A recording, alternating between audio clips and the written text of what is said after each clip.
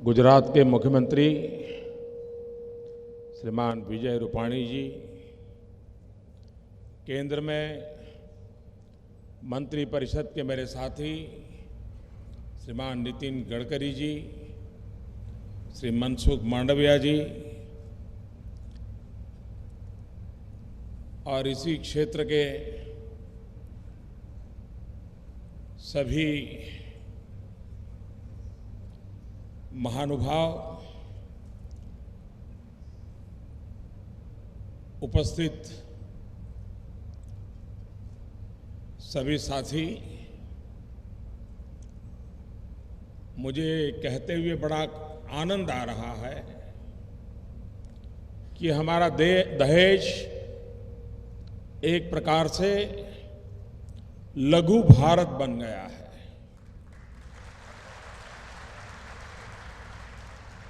शायद ही देश का कोई जिला ऐसा होगा कि जिसके लोग हमारे इस दहेज में रोजी रोटी न कमाते हो और यहाँ रह करके दूर सुदूर गांवों में अपने परिवारों को की परवरिश न करते हो। भाइयों बहनों, पूरे देश में और विश्व में सदियों से गुजरात की व्यापारिक सोच और साहसिकता, इसकी एक गूंज सब दूर सुनाई देती है। गुजरात की उस ऐतिहासिकता को उजागर करने में दहेज, भरूच, इस क्षेत्र ने भी अपना योगदान दिया है, अपना कंट्रीब्यूशन दिया है।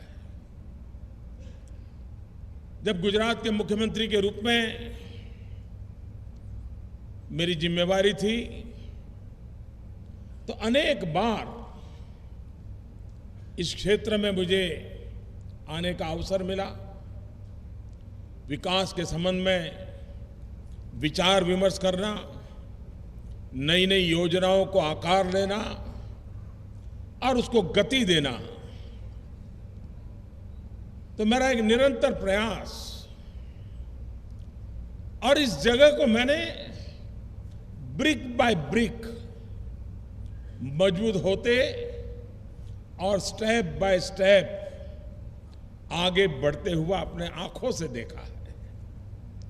पिछले 15 वर्षों में दहेज के विकास के लिए गुजरात सरकार ने भगीरथ प्रयास किए हैं।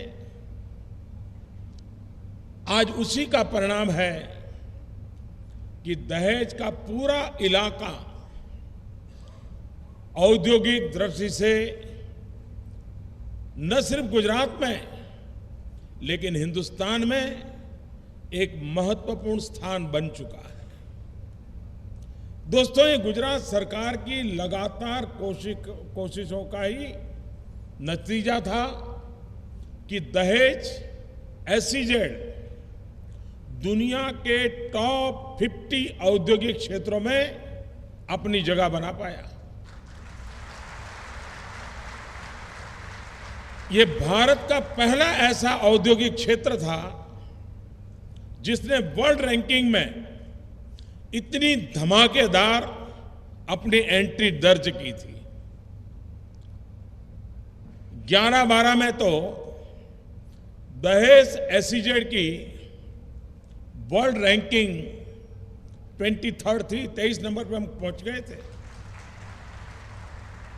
आज भी दहेज एसईजेड विश्व के कुछ गिने चुने औद्योगिक क्षेत्रों में अपना विशेष स्थान रखता है। यानी एक प्रकार से इसकी ग्लोबल प्रेजेंस हो गई है। और किसी भी भारतवासी के लिए, किसी भी गुजराती के लिए ये अपने आप में एक बहुत बड़ा अचीवमेंट है। ये क्षेत्र सिर्फ गुजरात के नहीं, देश के लाखों नौजवानों को रोजगार देने में बड़ी भूमिका निभा रहा है। अब तक इस क्षेत्र में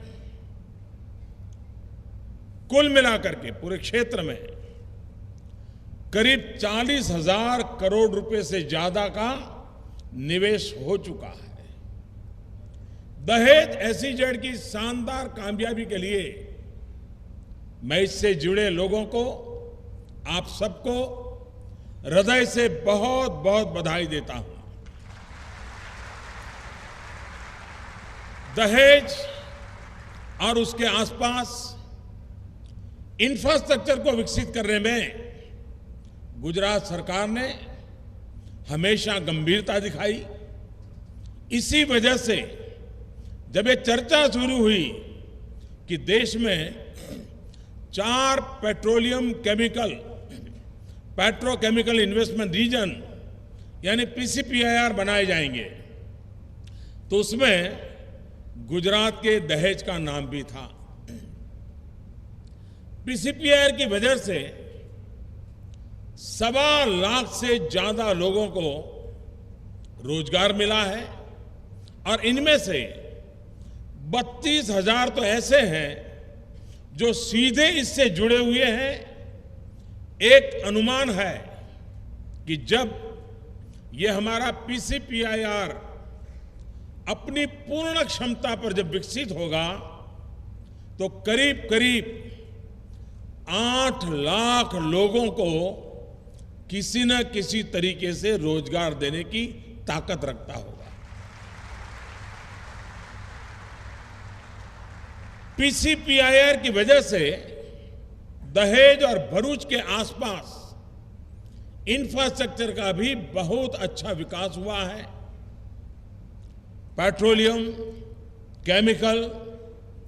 पेट्रोकेमिकल इन्वेस्टमेंट रीजन की वजह से बड़े पैमाने पर आर्थिक गतिविधियों में भी तेजी आई है।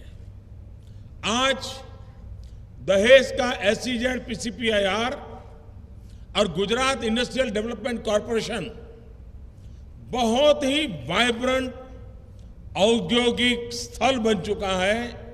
एक ऐसे शिशु की तरह जिसे मैंने अपनी आंखों के सामने उसको फलता फूलता बढ़ता हुआ देखा है और इसलिए इसके साथ मेरा भावात्मक लगाव होना बहुत स्वाभाविक है। दहेज एसईजेड और पीसीपीआईआर को 4 चांद अगर किसी ने लगाए हैं तो वो है ओएनजीसी, पेट्रो एडिसन्स लिमिटेड यानी ओपेल,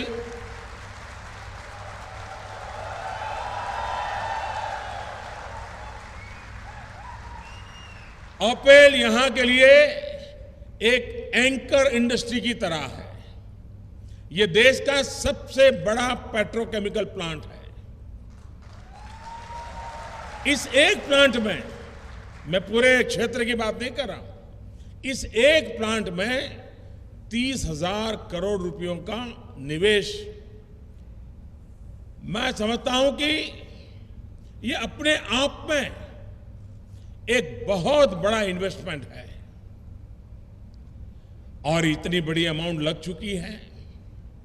साथियों, आज भारत में पॉलीमर्स का पर कैपिटा कंजम्पशन सिर्फ 10 किलो है, जबकि पूरे विश्व का औसत लगभग 32 किलो है। आज जब पूरे देश में मिडिल क्लास का दायरा बढ़ रहा है, लोगों की आय बढ़ रही है, शहरों का विकास हो रहा है, तो निश्चित तौर पर पॉलीमर्स के पर कैपिटा कंजम्पशन में भी बहुत बढ़ोतरी की संभावना रहने वाली है। ओएनजीसी पेट्रो एडिसन्स लिमिटेड की इसमें बहुत बड़ी भूमिका है। पॉलीमर से जुड़े हुए प्रोडक्ट का इस्तेमाल कई अहम सेक्टरों में, जैसे infrastructure, housing, packaging, irrigation, automotive, health care, सब, यानी कोई भी नाम लीजिए, हर जगह पे उसकी मौजूदगी है। केंद्र सरकार के मेक इन इंडिया और स्मार्ट सिटी जैसे बड़े प्रोजेक्टों में भी ओपीएल का बहुत बड़ा योगदान होगा। एक अनुमान है कि 2018 तक, 2018 तक, यानी एक साल के बाद पॉलीमर्स में ओपीएल की हिस्सेदारी लगभग 13% हो जाएगी।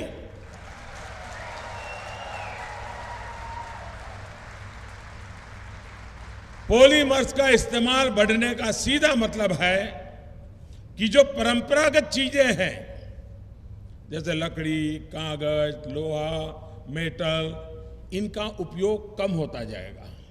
यानी ये हमारे देश के प्राकृतिक संसाधनों को बचाने में सहायक सिद्ध होगा। देश में पेट्रोकेमिकल सेक्टर इस समय बहुत तेजी से बढ़ रहा है।